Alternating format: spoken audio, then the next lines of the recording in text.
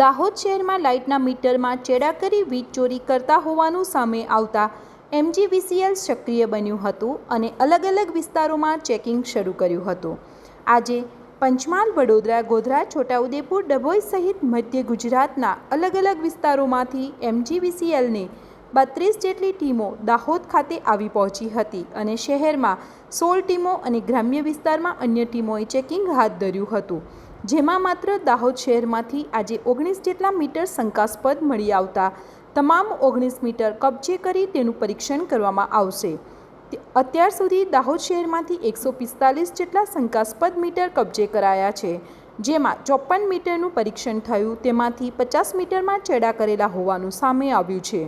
જે લોકોએ મીટરમાં ચેડા કરેલા છે તે લોકો સામે વપરાશ અનુસાર દંડ વસૂલ કરી કાયદેસરની કાર્યવાહી હાથ ધરવામાં આવશે અને આગામી સમયમાં પણ સમગ્ર જિલ્લામાં MGVCLની ઝુંબેશ ચાલુ રહેવાની છે, જેથી આવા મીટરો હજુ પણ મળી આવે તેવી શક્યતાઓ રહેલી છે।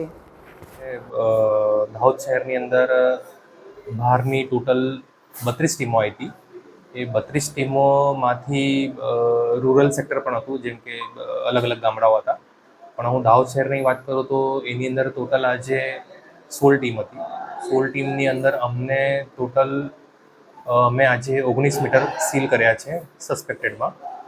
એનું 17, 18, 19 એ પ્રમાણે અમે એને ડેટ આપીશું મીટર ઓપન કરવા માટે ગ્રાહકની હાજરીમાં જ।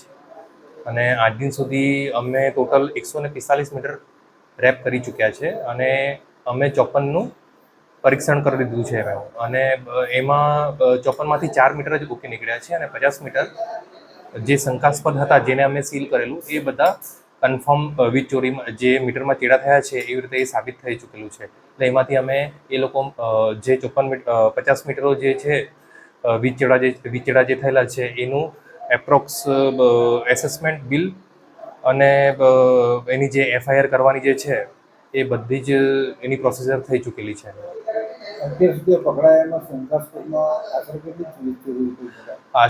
આશરે અમે ટોટલ 1,25,00,000 સુધીનો અમે જે એસેસમેન્ટ કરેલું છે એ સિટીની અંદરની વાત કરું દાહોદ શહેરની અંદર તો 1,25,00,000ની વીજ ચોરી પકડાયેલ છે।